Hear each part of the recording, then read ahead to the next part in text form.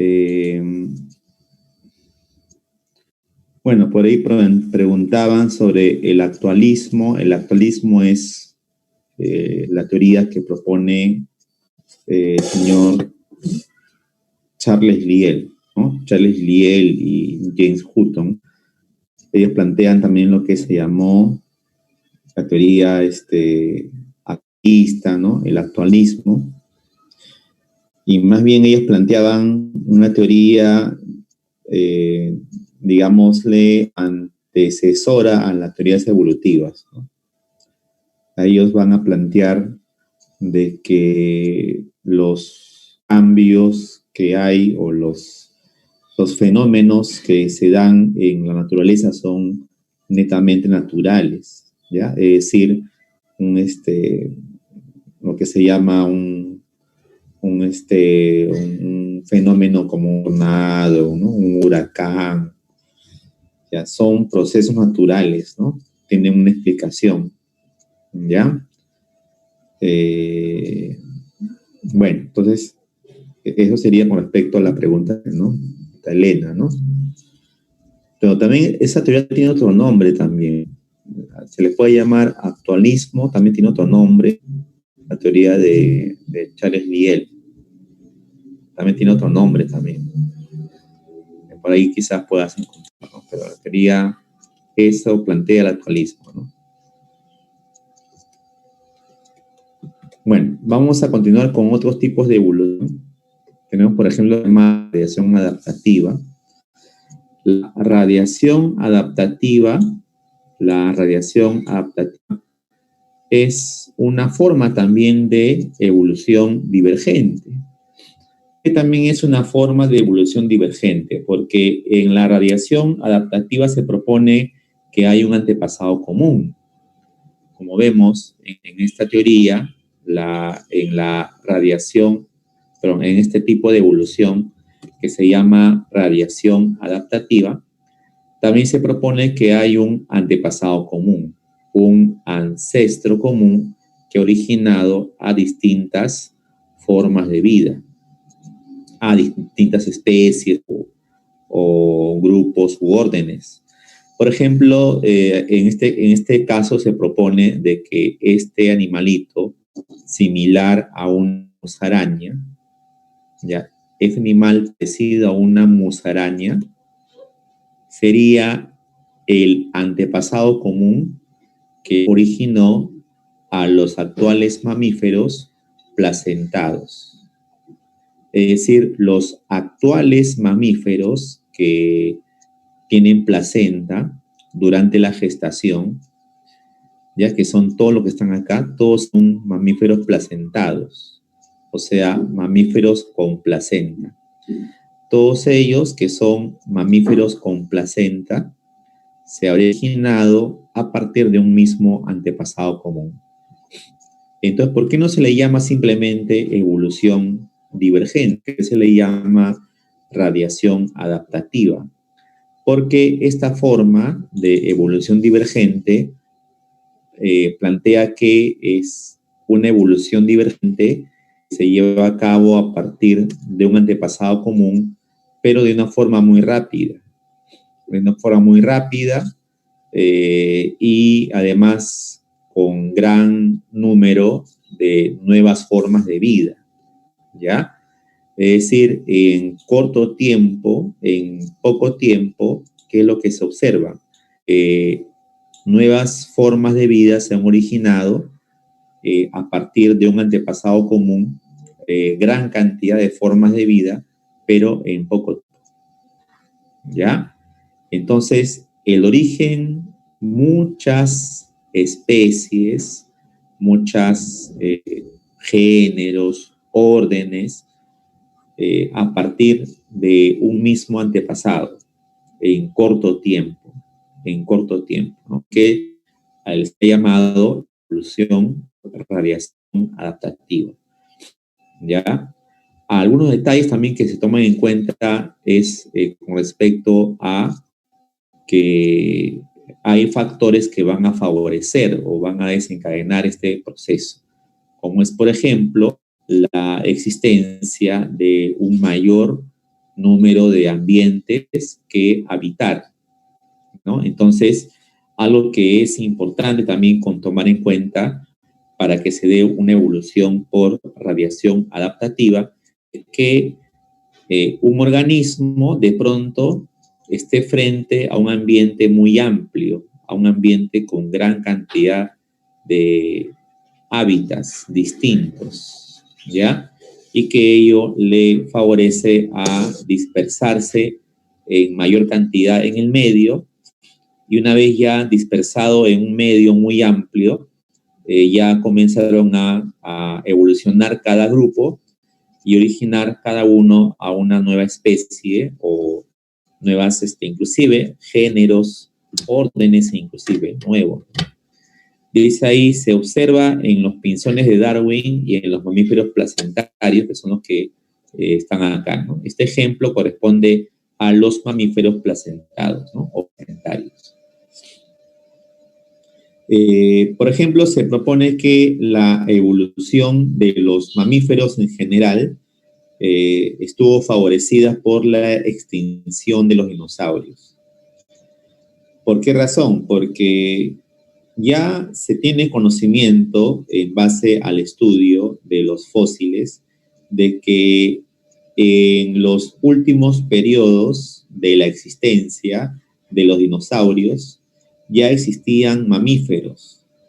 Es decir, ya los mamíferos convivieron en las últimas etapas de su existencia con los dinosaurios. O mejor dicho, los dinosaurios en la última etapa de su existencia convivían con mamíferos, pero estos mamíferos eran todavía mamíferos muy pequeños, eran mamíferos chiquitos, que más bien por temor a no ser atacados por los dinosaurios, estos mamíferos se protegían dentro de madrigueras, o sea, vivían escondidos de los dinosaurios. Entonces, los más antiguos mamíferos vivían escondidos de los dinosaurios, vivían en madrigueras. Entonces, ¿qué pasó? ¿Qué pasó cuando de pronto se comenzaron a extinguir los dinosaurios?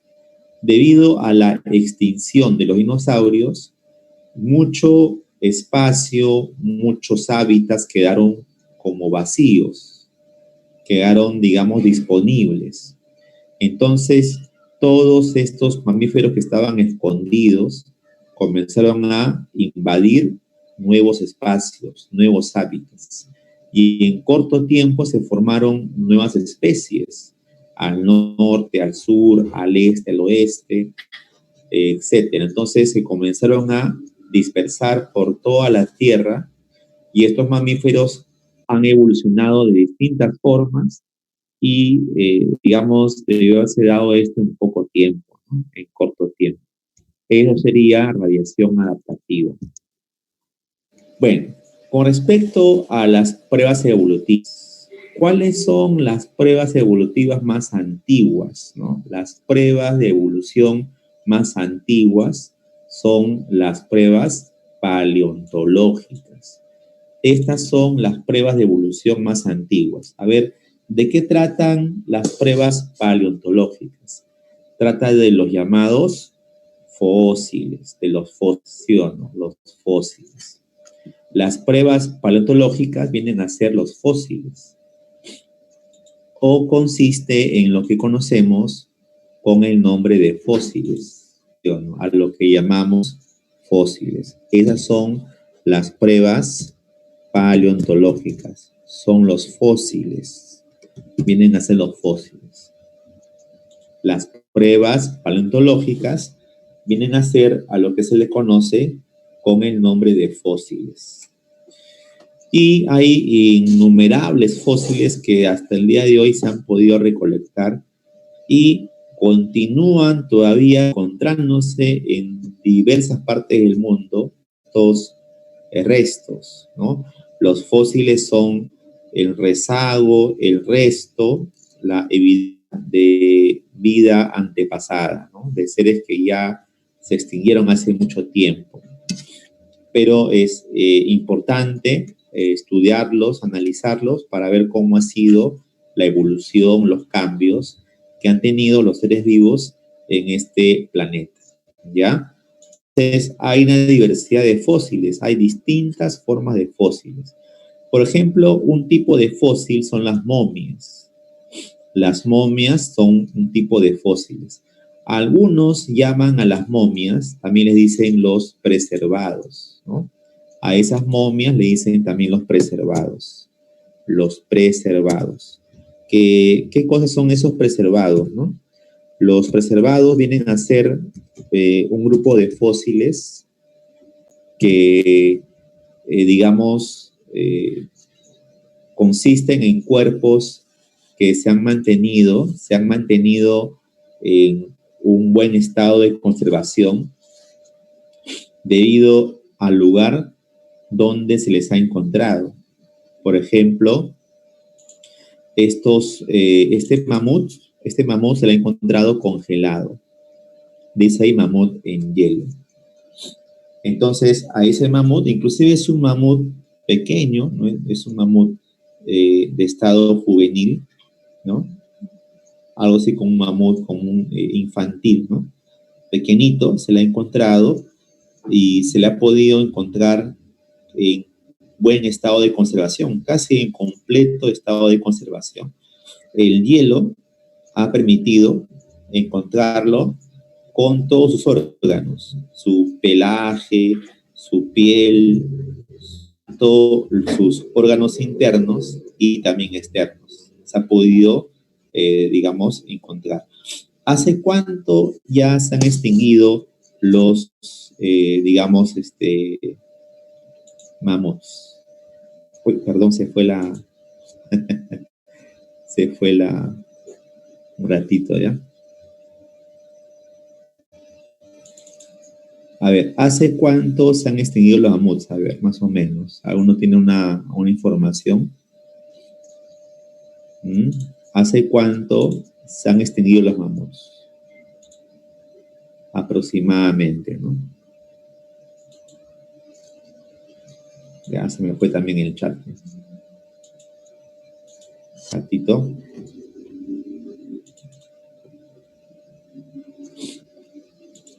¿Alguien tiene una idea más o menos hace cuánto se han extinguido los mamuts? Aproximadamente 3.700 años, dicen por ahí. En realidad es un poquito más, ¿no? En realidad es un poquito más.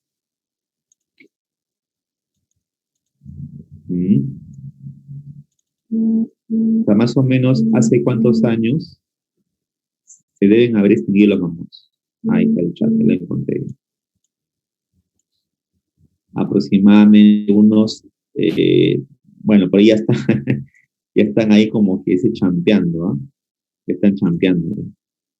Aproximadamente unos 30.000 años. 30.000 años aproximadamente, ¿ya? O sea, hace más o menos unos 30.000 años se deben haber extinguido los mamuts. Los mamuts inclusive han convivido con el Homo sapiens de Neandertal.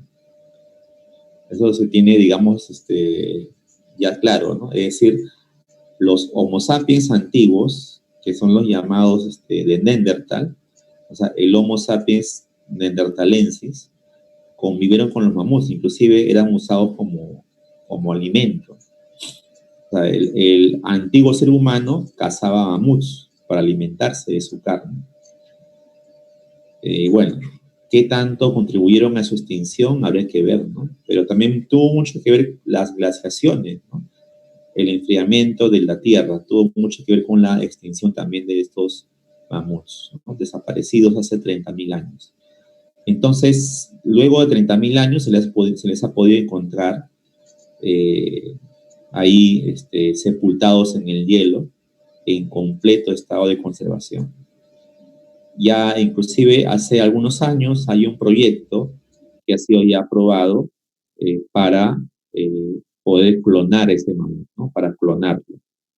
Bueno, si se logra clonar al mamut, entonces habría que tenerlo en una cápsula, ¿no? En una cápsula bien protegido porque la atmósfera de hace 30.000 años era diferente a la actual, ¿no? Ahora tenemos una atmósfera muy contaminada.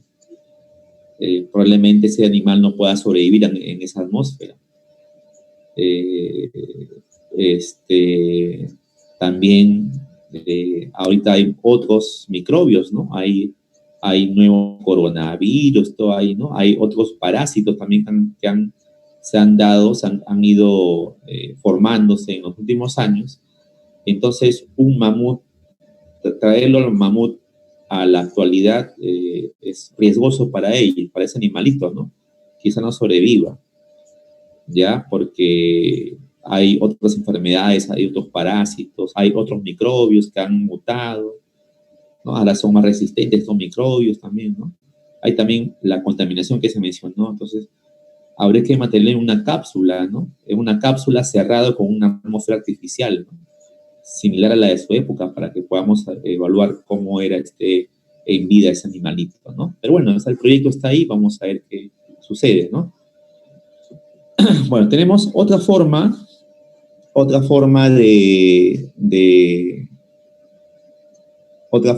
digamos, de fósil, mejor dicho, otra forma de preservado, ¿no? Porque decíamos que a las momias también se le llama preservado. Vamos a colocar también otra vez el nombre, ahí se me ha ido la imagen. Decíamos que a las momias también se le llama preservado, ¿no? Ahí está, preservado. Otra forma de preservado viene a ser este insecto atrapado en esta resina llamada ámbar. Insecto en ámbar. Es otro preservado. Otra forma de preservado. Pregunta es, ¿cómo este mosquito, por ejemplo, ha quedado atrapado en este cristal? Bueno, este cristal en realidad es una resina que se llama ámbar. ¿Qué es la resina? La resina es una secreción que expulsan algunas plantas, sobre todo árboles, ¿no? Hay árboles que expulsan unas gotitas que parecen unos aceites. Quizás usted alguna vez ha visto por ahí, ha estado por algún bosque y se ha encontrado que un arbolito está botando unas gotitas ahí en su tallo, ¿no? En su tronco. Entonces, esta resina que sale del árbol con una secreción como si fuese su sudor, ¿ya? Esa secreción, cuando se seca, pone tan dura como el cristal. Se pone duro. O sea, si se seca, se pone tan duro como un cristal. Y entonces, estas gotitas a veces son una especie de trampa para insectos, ¿no? O sea, viene un mosquito está parado en el tallo de un árbol y le cae encima una gota de resina. Ya no puede escapar el insecto, se queda atrapado ahí.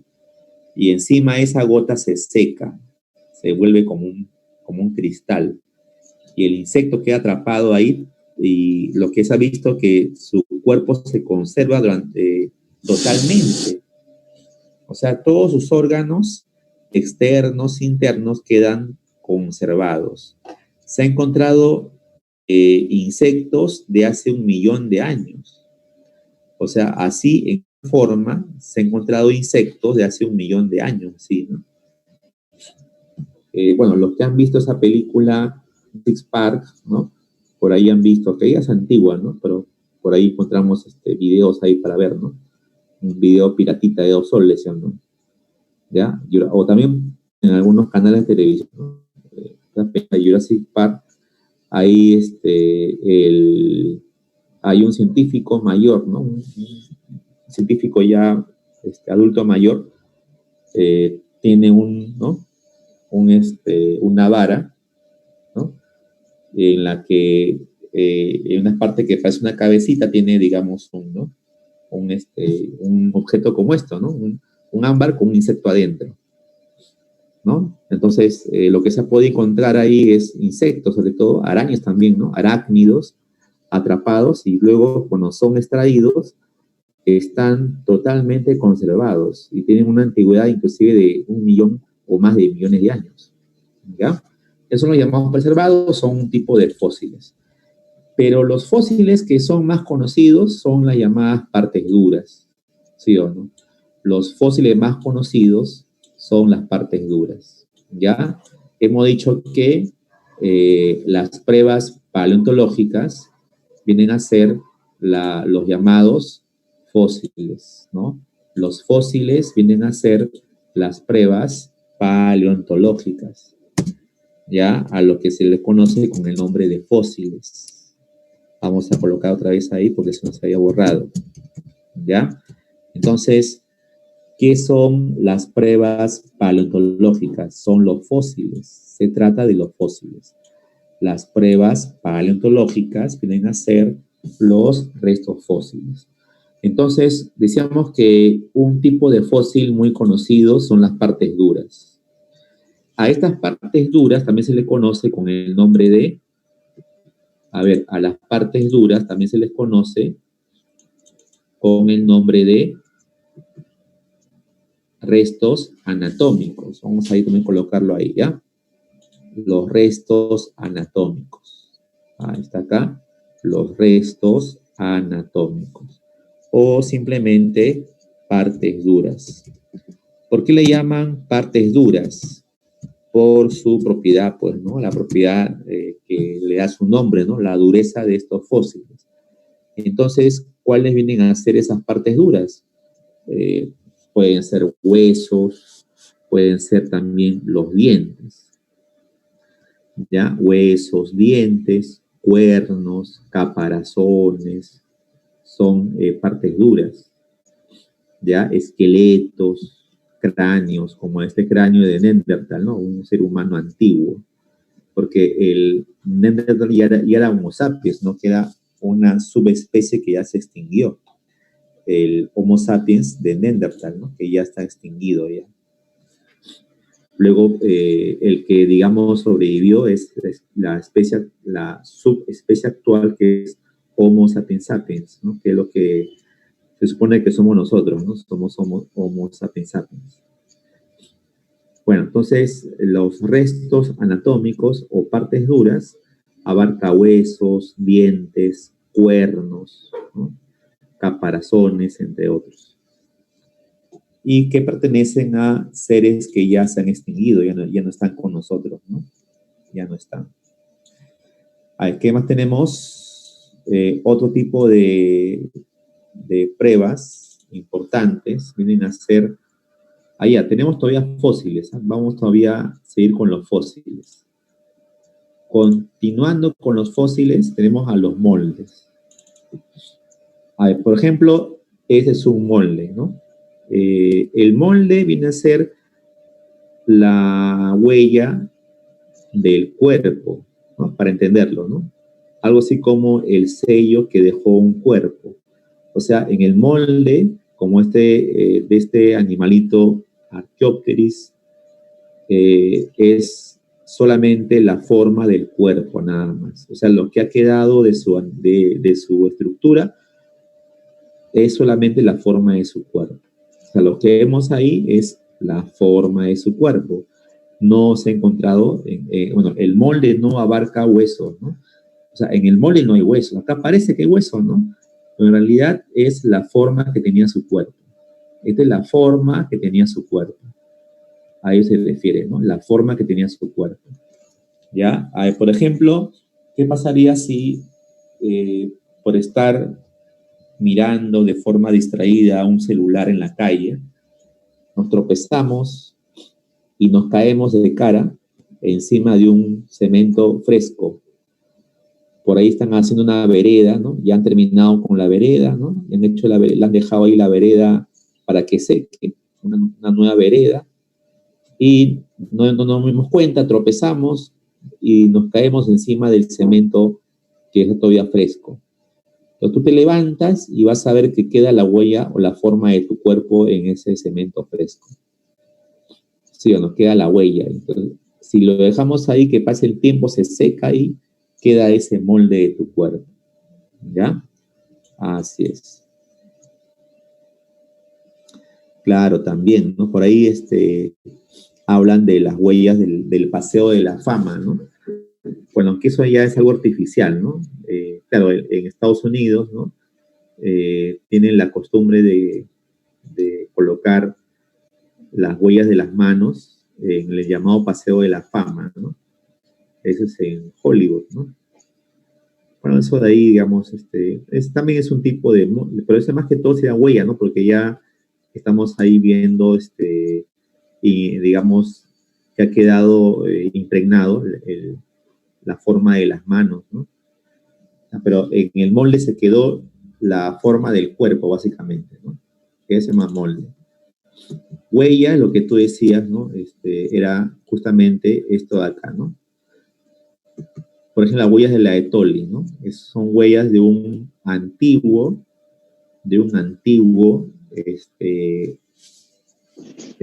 homínido.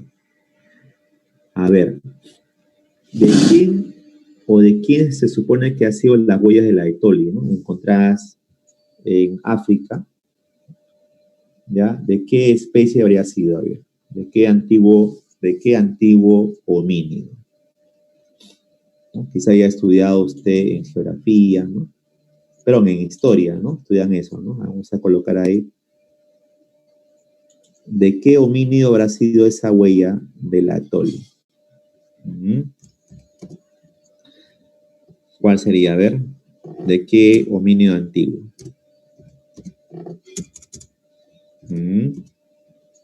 ¿Alguien sabe por ahí?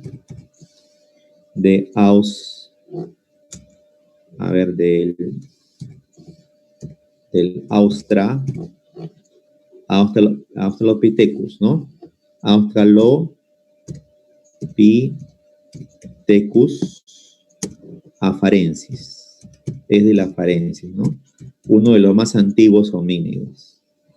Así es. Entonces se han encontrado también sus huellas. También se han encontrado esqueletos de afarensis también, ¿cierto? Se ha podido encontrar también esqueletos de afarensis. El famoso esqueleto de Lucy es de Australopithecus afarensis, uno de los más antiguos homínidos, uno de los más antiguos antepasados de los seres humanos. También tenemos otros fósiles como los petrificados. Los petrificados vienen a ser, digamos, los cuerpos que han sido convertidos en piedra. O sea, su cuerpo se ha transformado en piedra. ¿Ya? Los cuerpos de estos animalitos, amonite, que era un antiguo molusco, y el trilobite, que era un antiguo artrópodo marino, estos ambos eran marinos, sus cuerpos se les ha podido encontrar totalmente transformados en piedra, en roca. O sea, su cuerpo está así como la mole, ¿no? Convertido en roca su cuerpo. Petrificado se llama eso, ¿no? ¿Ya? Bueno, pues hay preguntas sobre el Archaeopteris. El Archaeopteris era un reptil volador. Bueno, se le considera como un reptil, ¿no? Al Archaeopteris, un reptil. Sino que este reptil tenía plumas, también tenía pico también. La forma del Archaeopteris era como una lagartija, con cola larga inclusive, con garras en las 4 extremidades, pero en la boca tenía pico y tenía también muchas plumas en su cuerpo, ¿no? Plumas, y había formado pues alas y podía volar, o sea, era un reptil volador, pero con plumas. Y se supone que sería algo así como el eslabón entre reptil y aves. El eslabón, ¿no? El intermedio en la evolución entre un reptil y un ave. Lo que comprobaría que las aves se han originado a partir de reptiles. Entonces, lo que se sabe ya es que los primeros en formar plumas han sido los reptiles, antes que las aves. También existieron dinosaurios con plumas también. también, antes que las aves, ¿no? Las aves han heredado las plumas, posiblemente de reptiles, otros dicen también, inclusive hasta de dinosaurios, es probable dicen, ¿no? También. ¿Listo? Eso sería con respecto a los llamados fósiles. Vamos a ver otras pruebas de la evolución. Tenemos las pruebas de la llamada anatomía comparada, ¿no? Decíamos que vamos a ver nuevamente el concepto de los órganos homólogos. Bueno, ¿a qué se llama órganos homólogos? A ver, es un concepto conocido, ¿no? ¿Qué quiere decir órganos homólogos? ¿Qué significa eso? Órganos que tienen igual estructura,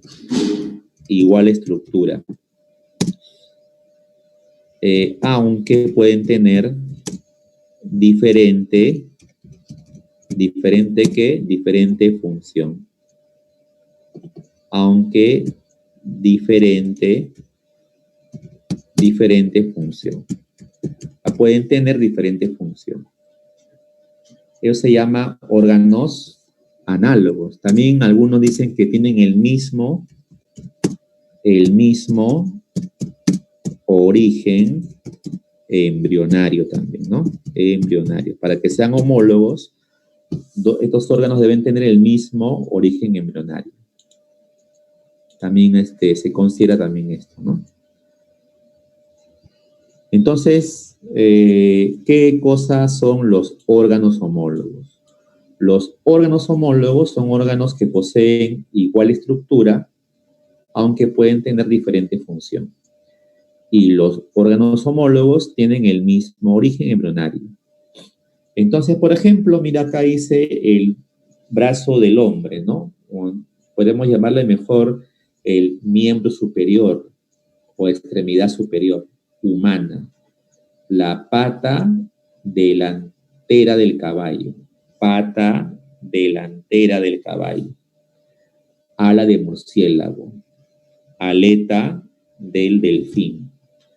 Todos estos son órganos, vienen a ser órganos. Otra vez se me fue la señal, miren. Un ratito, ¿ya? No hay problema con la señal. Ya me estaba fallando ya también en otro día ya. Un ratito.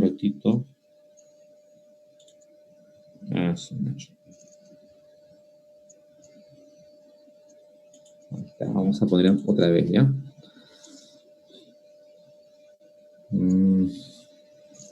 ¿Dónde estaba acá?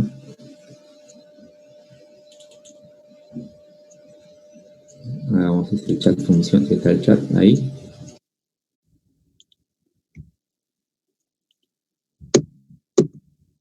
Ahí está. Ya está, ahí está. Entonces decíamos que los órganos homólogos, vamos a colocar otra vez, ¿no? Los órganos homólogos, ¿cómo se definen? Que son órganos que tienen, a ver acá,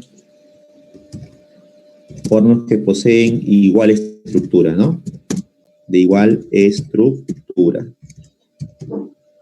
Órganos de igual estructura y pueden tener diferente función, ¿no? Un poco abreviando, diferente función. Pero también se dice que los órganos homólogos tienen el mismo origen embrionario, ¿no? El mismo origen embrionario. Órganos que tienen el mismo origen embrionario, ¿ya? Entonces, a ver, veamos a estos órganos que acá se ha colocado como ejemplo, ¿no? Ya está. Ahí, mira, esta sería la extremidad superior, ¿no? La extremidad superior. Extremidad superior, ¿no? Miembro superior. Acá este sería el brazo, ¿no? El brazo, el antebrazo. Esta es la mano, ¿no? Todo eso sería extremidad superior, porque en realidad el brazo es esto nada más, ¿no? Esto es el brazo. Y en ese brazo está el hueso húmero.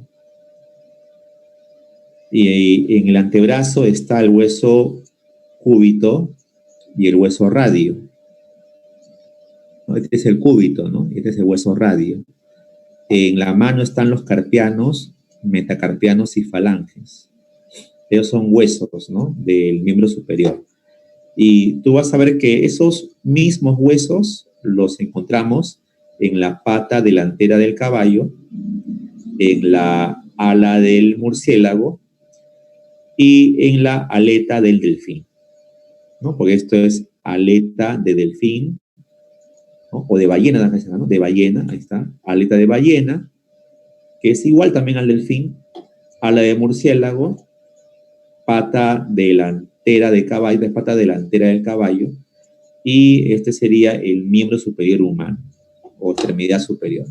Entonces vemos que tienen los mismos huesos, la misma estructura, ¿no? De igual estructura, aunque pueden tener diferente función, ¿no? Distinta función. Bueno, ahora, ¿por qué el ser humano, el caballo, el murciélago, la ballena, por qué tienen la misma estructura? ¿Qué dicen? A ver, ¿por qué tienen la misma estructura? A ver. ¿Por qué tenemos la misma estructura? O el humano, el caballo, el murciélago, la ballena y otros más por ahí, ¿por qué tienen la misma estructura? Porque nos habríamos originado de un mismo antepasado común, de un mismo ancestro. Entonces, decíamos hace un ratito que los órganos homólogos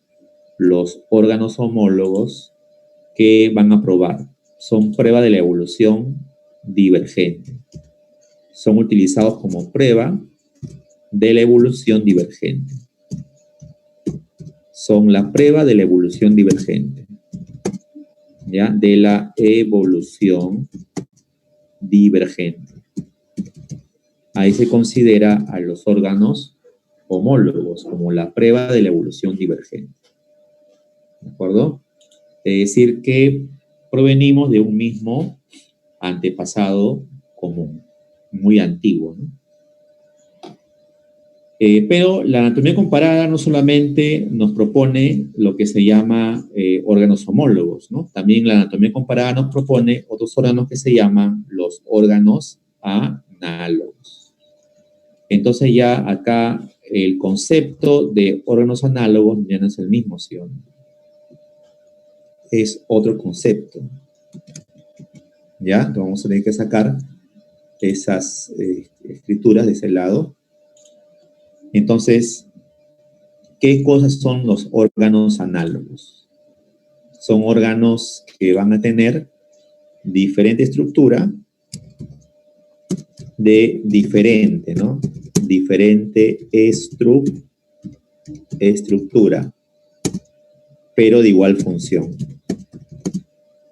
Se presentan en seres vivos que tienen también origen diferente, ¿sí? Un origen distinto, ¿ya? De diferente estructura, pero de igual función.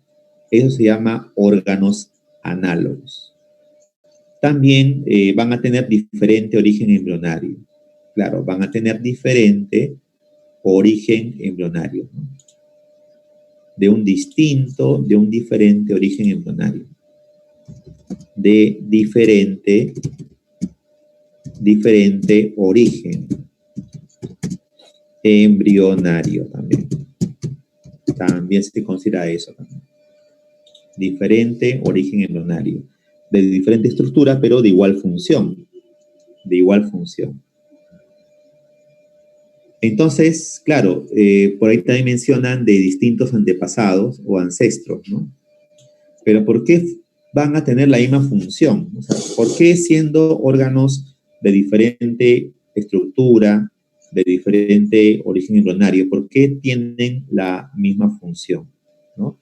Porque las alas del insecto y las alas del murciélago son análogas, ¿no? Van a tener distinta estructura, ¿no? Distinto origen embrionario, pero ¿por qué poseen la misma función? Porque están adaptados al mismo ambiente. van a tener la misma función porque están adaptados al mismo ambiente.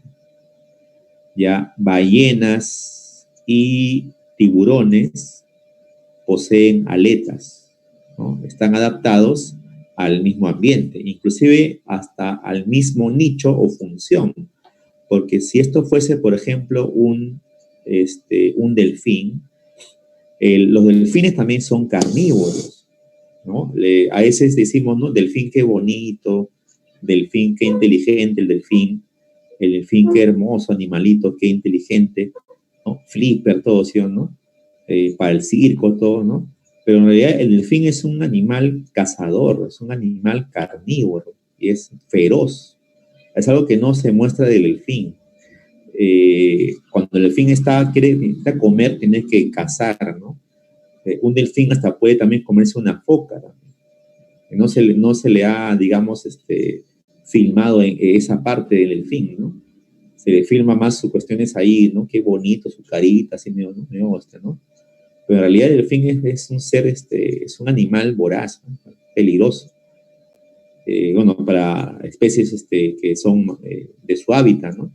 Y el tiburón también, o sea, inclusive compiten, ¿no? O sea, el tiburón compite con el delfín por el alimento también, ¿ya? Entonces, también la ballena orca también es otro competidor, ¿no?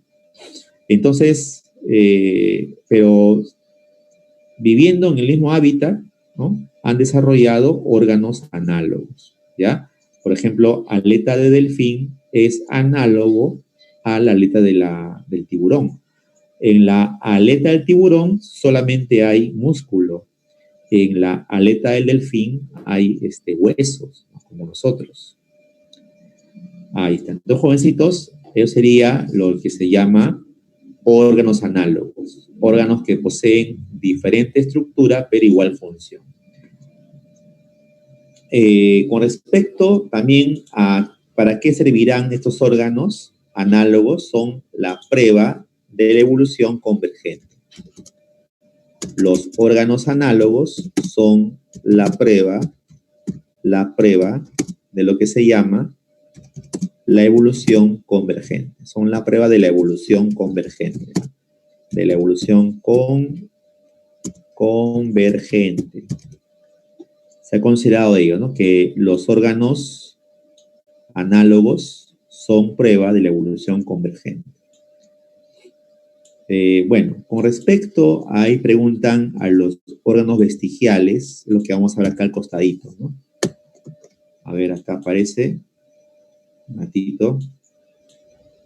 Ya está. Con respecto a los órganos vestigiales, son los que acá aparecen, ahí está, rudimentarios, ¿no? También se llaman vestigiales, ¿cierto? Son órganos que ya no funcionan, ¿no? Ya no tienen función, ¿no? Cuando se habla de órganos órganos rudimentarios, son órganos que ya no tienen función, ya no funcionan, son de tamaño, por lo general, de tamaño reducido, ¿ya? Los órganos rudimentarios también suelen ser llamados vestigiales también se llaman vestigiales. Por ejemplo, muy bien dice ahí el apéndice, dice Piero, ¿no? El apéndice ya no tiene función, ¿no? Es un órgano de tamaño reducido.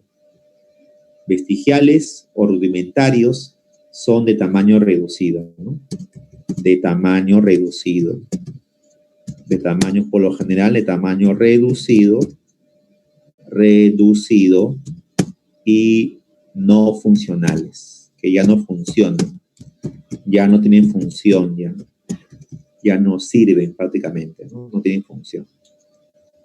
Esos son llamados órganos rudimentarios. El coxis, dicen, ¿no? El coxis también, ¿no? Son órganos rudimentarios. Ahí se menciona también la membrana nictitante y el tercer molar también, ¿no? El que se llama muela del juicio también sería un órgano rudimentario, un órgano vestigial. Claro, lo que pasa es que el apéndice es, digamos, un rezago de los antepasados, ¿no? Lo que pasa es que los antiguos homínidos, por ejemplo, los llamados Australopithecus, eran herbívoros, ellos comían solamente plantas, hojas, semillas, granos, ¿ya? Entonces, para aquella época se supone que el apéndice actual era más grande y servía para la fermentación de la celulosa. Entonces, nuestros antepasados, Australopithecus, tenían lo que hoy es un apéndice, pero más grande, más desarrollado, y era un órgano fermentador de celulosa. Con el paso del tiempo, ya los homínidos fueron variando su alimentación, se transformaron en omnívoros y el apéndice se ha ido achicando, como se dice, ¿no? Reduciendo de tamaño, ya ahorita es un órgano que no sirve, no tiene función. Ya es un rezago de los antepasados, ¿no? Son rezago de los ancestros. La muela de juicio también, ¿no? La llamada membrana nictitante, ¿no? Esto de acá, la membrana nictitante en nosotros es un órgano vestigial, rudimentario. Por ejemplo, para los reptiles es un tercer párpado. No sé si ustedes han visto cómo cierra el ojo un camaleón o una lagartija. Cuando una lagartija o un camaleón, por ejemplo, cierra su ojo, se cierra con dos párpados. O sea, cierra primero, esta membrana cierra por acá como una membranita, cierra todo esto de acá, y encima también cierra el párpado principal, ¿no? O sea, su ojo se cierra, ¿no? Por un costado, y después cierra así, ¿no? Son dos membranas. Entonces, son rezagos de los antepasados reptilianos, dicen, ¿no? Posiblemente, ¿no? De los antiguos mamíferos reptilianos. Y ya ha quedado con una membrana nictitante que ya no se ha quedado ahí de tamaño achicado, reducidos. Queda un rezago de los antepasados, ¿no? Eso es lo que quieren decir, ¿no? Bueno, ¿qué más tenemos ahora? Otra prueba de evolución es lo que nos dejó la embriología comparada. La embriología comparada es también un tema interesante porque, bueno, lo que ha dejado ahí es un estudio sobre los cambios que tienen los embriones durante su desarrollo. Entonces, este embrión, ¿no? Este es un embrión de pez y mira cómo se desarrolla hasta la forma que va a tener después, ¿no? La forma definitiva, ¿no? Igual también este es un embrión de salamandra, ¿no? Cómo va formándose en su huevito, luego ya sale ya con su forma original o su forma definitiva. Este es un embrión de pollo, mira cómo se va desarrollando en el huevo y ya luego adquiere la forma definitiva. Igual también el embrión esto sería creo que un cerdo, no sé muy bien, muy chiquito. Esto es un embrión de un ser humano, ¿no? Entonces, los embriones durante su desarrollo embrionario, ¿no? Los embriones durante su desarrollo embrionario van comenzando a tener cambios que serían como los cambios que han tenido los antepasados, los ancestros. ¿Ya? Entonces, los embriones van a manifestar cambios que se han dado en la evolución. Y así lo planteó el señor Ernest Haeckel, ¿no? Justamente, ¿quién estudia a los embriones? ¿No? Quien estudia esto es el señor Ernest Haeckel, ¿no? Ernest, ahí está, Ernest Haeckel, ¿no? Él es el que estudia a los embriones. El señor Haeckel es también el que va a inventar la palabra ecología. Él, como veremos ya en otras clases, él es el inventor de la palabra ecología. Él también es un conocido darwinista, defensor de la teoría de Darwin. Pero él hace estudios de los embriones y en base a ello va a proponer lo que se llama la ley o teoría de la recapitulación, ¿no? Teoría de la recapitulación. De la recapitulación, ¿no? Teoría de la recapitulación. Es la propuesta que hace el señor Haeckel, ¿no? ¿Qué nos dice ahí? Me dice lo siguiente, mira, ¿ve? Dice que que durante el desarrollo, en el desarrollo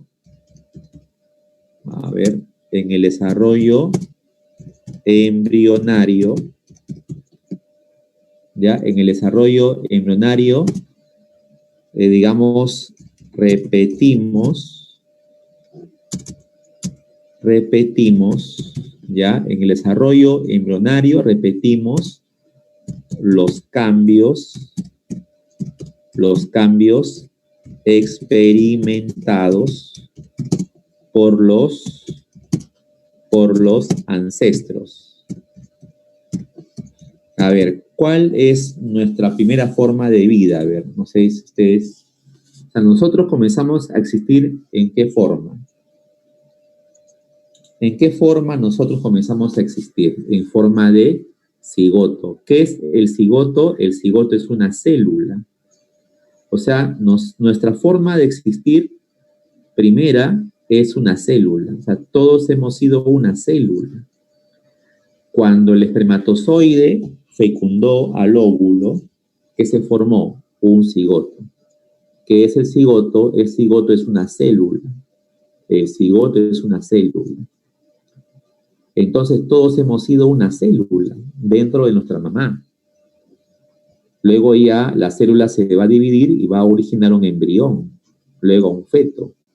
Y en el transcurso de esos cambios vamos a mostrar lo que han experimentado los antepasados.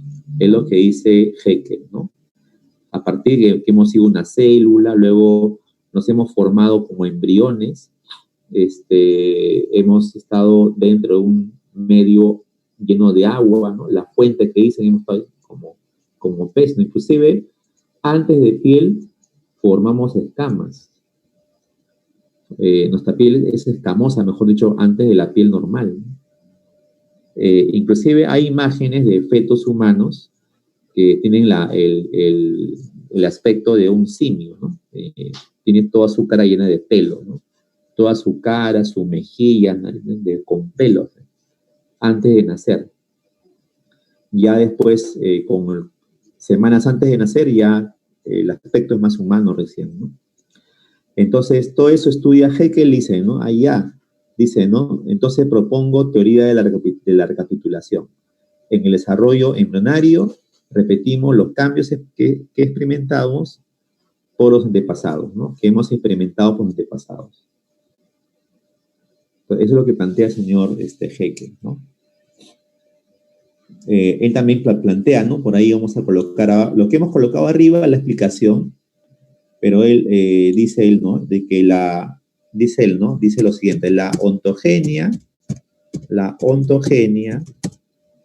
es una recapitulación breve de la filogenia. Ahí está. Eso sería, ¿no? La ontogenia es una recapitulación breve de la filogenia. Es la propuesta que hace el señor Haeckel. Bueno, esto de acá, ¿qué cosa es esto, no? ¿Qué quiere decir que la ontogenia es una recapitulación de la filogenia? Es lo que está acá. Acá está traducido al cristiano, ¿no? No, esta afirmación que se llama también teoría de la recapitulación, esto acá lo hemos traducido al cristiano, mira. O sea, esto está acá traducido al cristiano, ¿ya? Para que se entienda. Entonces, es interesante la propuesta también que hace Haeckel, ¿no? Sus estudios que ha hecho comparando los embriones, ¿no? Bueno, lo demás son pruebas que ya se han ido haciendo, por ejemplo, pruebas citogenéticas, ¿no? Se ha hecho comparación de los cromosomas, ¿no? Que hay en los seres humanos con otros animales, por ejemplo, o también entre animales, ¿no? Bueno, ahí tenemos cantidad de cromosomas por cada célula en cada especie, ¿no? O sea que en el gato vamos a encontrar 38 cromosomas por cada célula. En el perro vamos a encontrar 78 cromosomas por cada célula. En el caballo, 64 cromosomas por cada célula. En el cerdo también 38 cromosomas por cada célula, ¿no? Se estudian los cromosomas para también encontrar pruebas de evolución, ¿no? También. Hay también, ¿qué cromosomas de qué animalito tiene mayor parecido a los cromosomas que poseen los seres humanos. A ver. ¿Qué animalito posee los cromosomas más parecidos a los que posee el ser humano? El chimpancé, ¿sí? ¿Cuántos cromosomas posee el chimpancé? A ver. ¿Cuántos cromosomas posee el chimpancé? ¿Cuántos cromosomas posee el chimpancé? Posee 48 cromosomas, muy bien. Entonces, ¿y cuántos cromosomas posee el ser humano? ¿Cuántos cromosomas posee el ser humano?